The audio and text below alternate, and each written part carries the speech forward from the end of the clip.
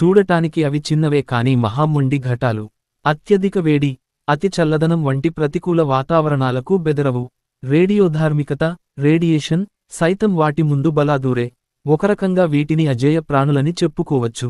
మానవజాతి అంతరించినా అవి మనుగడ సాగించగలవని, మహా అంతర్ధానాలను దాటుకుని జీవిస్తూ వస్తున్నాయని పరిశోధకులు భావిస్తున్నారు. అంతటి చిత్రమైన జీవుల పేరేంటో తెలుసా? టార్డిగ్రేడ్స్. నీటిలో జీవించే వీటి అజేయ శక్తి గురించి ఇటీవల ఓ కొత్త విషయానికి వెలుగులోకి వచ్చింది. అధిక రేడియేషన్ను తట్టుకుని జీవించటంలో గుట్టు బయటపడింది.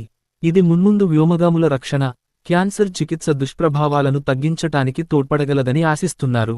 మహామొండి ఘటాలు. టార్డిగ్రేడ్స్ నీటిలో జీవించే అతి చిన్న ప్రాణులు. మైక్రోస్కోప్లోంచి చూస్తే గానీ వీటి ఆకారం స్పష్టంగా కనిపించదు. ముద్దలాంటి ఆకారం, భాగాలుగా విడిపోయిన శరీరం, చదునైన తల, 8 కాళ్ళు, ఒక్కో కాలుకు 4 గోళ్లతో చూడటానికి ఎలుగుబంటిలా ఉంటాయి. అందుకే వీటిని ముద్దుగా నీటి ఎలుగుబంట్లు అని పిలుచుకుంటారు. ఇవి కేవలం చిన్న ప్రాణులే అయితే ఎవరూ పట్టించుకునేవారే కాదు. కానీ విపరీత వాతావరణాల్లోనూ జీవించటమే వీటికి ప్రత్యేకతను తెచ్చిపెట్టింది. వీటి సామర్థ్యాన్ని తెలుసుకోవటానికి శాస్త్రవేత్తలు చాలా కాలంగా ప్రయత్నిస్తున్నారు. ఈ క్రమంలోనే కొత్తగా బయటపడ్డ హిప్సిబియస్ హెనానెన్సిస్ అనే టార్డిగ్రేడ్స్ జాతి జన్యుచట్రాన్ని పరిశోధకుల బృందం రూపొందించింది. అధిక రేడియోధార్మికతను ఎలా తట్టుకుని జీవిస్తున్నాయో గుర్తించింది. తీవ్ర, విపరీత వాతావరణాల్లో జీవించటంలో టార్డిగ్రేడ్స్ గొప్ప పేరు కొట్టేశాయి. మనుషులు తట్టుకునే స్థాయిలతో పోలిస్తే 1000 రెట్లు ఎక్కువ రేడియోధార్మిక శక్తిని తట్టుకోగలవు. టార్డిగ్రేడ్స్లో సుమారు 1500 జాతులున్నప్పటికీ ఇప్పటివరకు కొన్నింటి మీదే అధ్యయనాలు జరిగాయి. వీటి సామర్థ్యాలను మరింతగా అర్థం చేసుకోవటానికి పరిశోధకులు జన్యువుల మీద దృష్టి సారించారు. కొత్తగా గుర్తించిన జాతుల్లో ఒకదాని జన్యుచట్రాన్ని రూపొందించారు. కొన్ని కణ యంత్రాంగాలు వీటికి అద్భుతమైన నిరోధక శక్తిని సంతరించి పెడుతున్నట్టు, రేడియోధార్మిక ప్రభావానికి గురైనప్పుడు వేలాది జన్యువులు మరింత ఎక్కువగా ఉత్తేజితమవుతున్నట్టు దీని ద్వారానే గుర్తించారు. రేడియేషన్ ప్రభావం నుంచి డిఎన్ఏ బయటపడుతున్న తీరే కాదు, ఒకవేళ డిఎన్ఏ ఎక్కడైనా దెబ్బతిన్నా మరమ్మతు కావటం ఆశ్చర్యం కలిగిస్తున్నాయి. లోనూ పాలు పంచుకుంటున్నాయి. 3. పెద్ద మొత్తంలో ప్రోటీన్లను ఉత్పత్తి చేయటం. వీటి ద్వారా నష్టాన్ని తగ్గించుకునే సామర్థ్యం అబ్బుతోంది.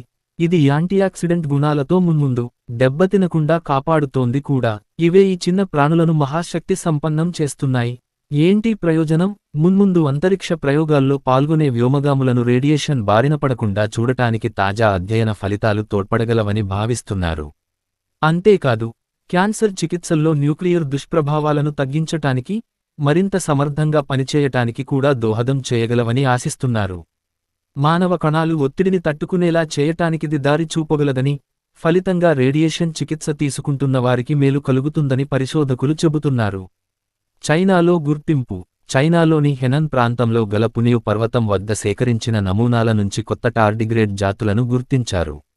మైక్రోస్కోప్ చూసినప్పుడు ఇవి కొత్తగా కనిపించటంతో హిప్సిబియస్ హెనానెన్సిన్ అని పేరు పెట్టారు. వీటిల్లో మొత్తం 14,701 జన్యువులు ఉన్నాయని, దాదాపు 30% జన్యువులు ప్రత్యేకమైనవని తేల్చారు. వీటిని 200 నుంచి 2000 గ్రేల మోతాదుల రేడియేషన్కు గురిచేయగా, 2801 జన్యువులు డిఎన్ఏ మరమ్మతులో పాలు పంచుకుంటున్నట్టు గుర్తించారు. ఇవి కణ విభజన, రోగనిరోధక ప్రతిస్పందనలోనూ పాలు పంచుకుంటున్నాయి. వీటి జన్యువుల్లో 0.5 నుంచి 3.1% వరకు ఇతర జంతువుల నుంచి సంక్రమించినవేనని బయటపడింది. తొలిసారి 1773లో టార్డిగ్రేడ్స్ను తొలిసారిగా జర్మన్ జీవశాస్త్రవేత్త జోహన్ ఆగస్ట్ ఎఫ్రేమ్ గోజీ 1773లో గుర్తించారు. ఆయన వీటిని ముద్దుగా బుల్లి నీటి ఎలుగుబంట్లు అని పిలుచుకునేవారు. 3 ఏళ్ల తర్వాత ఇటలీ జీవశాస్త్రవేత్త లాజరో స్పాలాంజని వీటికి టార్డిగ్రాడా లేదా స్లో స్టెప్పర్ అని పేరు పెట్టారు. నెమ్మదిగా కదులుతుండటం వల్ల ఇలా నామకరణం చేశారు.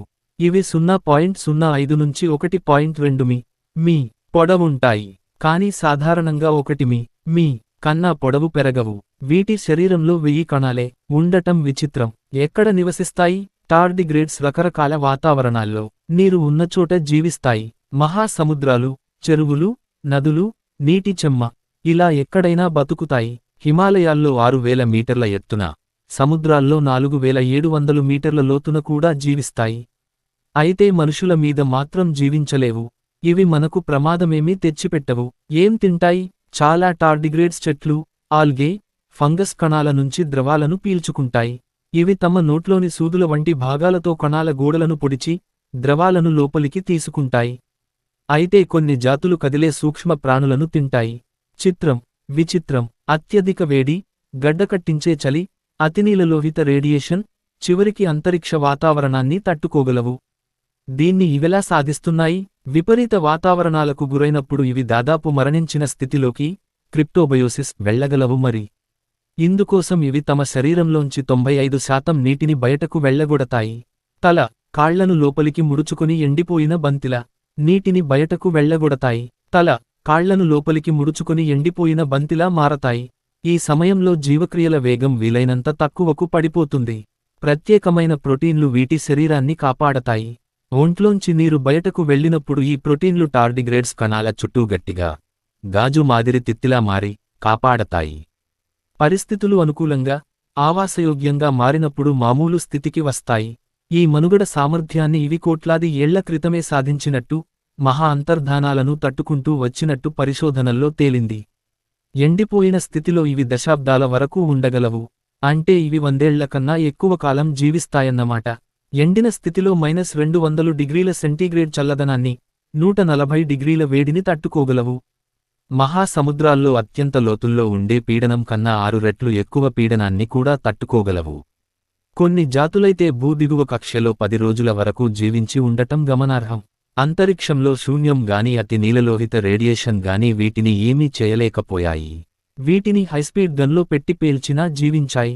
అయితే 2019లో ఇజ్రాయిల్ ల్యాండర్ చంద్రుడి మీద కుప్పకూలినప్పుడు మాత్రం బతకలేదు. ల్యాండర్ చంద్రుడిని ఢీకొన్నప్పుడు వెలువడిన షాక్ ప్రెషర్కు ఇవి తట్టుకోలేకపోయాయి. అలాగని వీటికి ఎదురే లేదనుకోవటానికి లేదు. వేడినీరు టార్డిగ్రేడ్స్కు శత్రువని చెప్పుకోవచ్చు.